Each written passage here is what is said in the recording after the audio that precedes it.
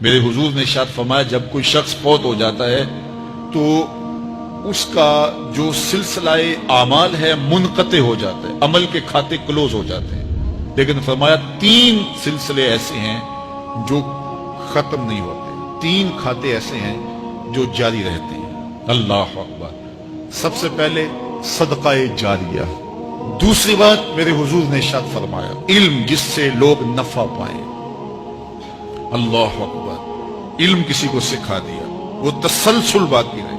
ہمارے استاد قبروں میں چلے گئے، لیکن آج ہزاروں طلباء کو اور لاکھوں عوام کو ان کے دیے ہوئے جو سبق تھے جو انہوں نے ہمیں پڑھایا آج ہم لوگوں کو بتا رہے ہیں، تو ان کی روح کو اس کی برکت پہنچ رہی ہے، پھر یہ ان کے استاد، پھر ان کے استاد۔ تو علم نافع یہ کبھی بھی کھاتے کلوز نہیں ہوتے۔ اور تیسری بات میرے حضور نے فرمایا نیک اولاد جو ماں باپ کے لیے مغفرت کی دعائیں کرتی ہے، یہ صدقہ جاریہ ہے، یہ کبھی بھی ختم ہونے والا سلسلہ نہیں ہے۔ میں کہتا ہوں کہ اولاد اگر نیک ہے، اہتمام سے دعا نہیں بھی کرے گی تو دن میں کتنی مرتبہ کہے گی ربنا اغفر لی ولوالدی، اے اللہ مجھے بھی بخش دے، میرے ماں باپ کی بھی مغفرت کر دے۔ ایک شخص کے 5 بیٹے ہیں، 4 بیٹیاں ہیں، 3 بیٹے ہیں، 4 بیٹیاں ہیں، تو اب سارے نمازی ہیں، تو روزانہ 5 نمازوں میں کتنی مرتبہ ربنا اغفر لی ولوالدی۔ تو اولاد والدین کے لیے اسپیشل دعا کرتی ہے جو ہے وہ نماز کے اندر، اور اگر اولاد صالح نہیں ہے تو نماز کے اندر دعا کرنا تو دور کی بات ہے، چونکہ وہ نماز نہیں پڑھتی، صالح نہیں ہے، تو دعا کیا کرنی ہے؟ ایسی اولادوں کو بھی میں جانتا ہوں جنہوں نے اپنی سکی ماں کا جنازہ نہیں پڑھا، سکے باپ کا جنازہ نہیں پڑھا۔ ویسے ایک ایسے بد نصیب کو میں جانتا ہوں جس نے واقعتاً نہیں پڑھا، آیا ہی نہیں، قبرستان میں بھی نہیں آیا، لیکن بہت سارے ایسے لوگوں کو میں جانتا ہوں جو قبرستان میں آئے ہیں لیکن اپنے باپ کا، اپنی ماں کا جنازہ نہیں پڑھا، جنازگاہ میں کھڑے رہے، جنازہ نہیں پڑھا۔ آپ سوچتے ہوں گے کوئی ایسا بد نصیب بھی ہو سکتا ہے؟ میں کہتا ہوں ایسے بد نصیب لوگوں کو آپ بھی جانتے ہیں۔ یہ کون بد نصیب ہیں؟ جنہیں جنازہ آتا نہیں، ساری زندگی لوگوں کے جنازوں میں رسمن کھڑے ہو کے آ جاتے ہیں، جنازہ آتا ہو تو کچھ پڑھے، جاتے ہیں ہر جنازے میں ہیں لیکن نماز جنازہ ہی نہیں آتی، تو کھڑے ہو کے لوگوں کو دیکھ کر کے سلام پھیر دیا، لوگوں کو دیکھ کر کے ہاتھ چھوڑ دیے، اور جو ہے وہ جنازہ پڑھنے گئے تھے۔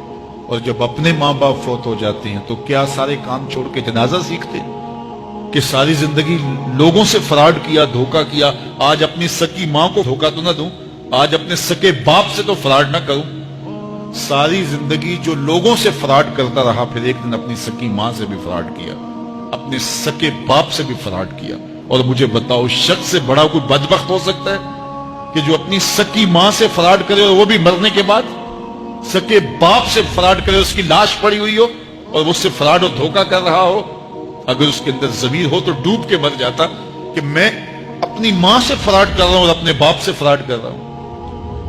تو یہ کتنی بڑی بد نصیبی ہے کسی اولاد کی اور کسی ماں باپ کی بھی کہ اس کی اولاد بھی اس کے لیے جنازہ پڑھنے کی صلاحیت نہیں رکھتی ہے۔ اور وہ کتنے خوش نصیب ماں باپ ہیں جن کا جنازہ خود اولاد پڑھاتی ہے۔ اتنی صلاحیت اور اس قدر اللہ نے ان کو خیر کی توفیق دی ہے کہ وہ خود اس قابل ہے اور اس منصب پہ ہے کہ وہ اپنے ماں باپ کا خود جنازہ پڑھائے۔ کوئی جنازہ پڑھائے بڑی برکت ہے، لیکن جس خلوص سے بیٹا دعا کر سکتا ہے کوئی اور تو نہیں کر سکتا ہے۔ تو اپنی اولادوں کو نماز جنازہ سکھاؤ، اپنی اولادوں کو دین سکھاؤ، یہ عادی بن جائے نماز کے، تاکہ بعد از انتقال دعاؤں کے سلسلے جاری رہیں۔ جو شخص روزانہ اپنے والدین کے لیے مغفرت کی دعا مانگے، والدین زندہ ہوں تب بھی، فوت ہو گئے ہوں تب بھی، علماء فرماتے ہیں ساری زندگی اس کے رزق میں بے برکتی نہیں آ سکتی۔ تو اپنے ماں باپ کو خوش رکھیے گا اگر زندہ ہیں تو، اور اگر فوت ہو گئے ہیں تو ان کے لیے دعاؤں کا سلسلہ کبھی بھی موقوف نہ ہونے دیجیے گا۔ 5 گانا نمازوں میں تو دعا چلتی ہی رہتی ہے، اس کے علاوہ بھی دعا مانگے۔ اللہ آپ کو، مجھے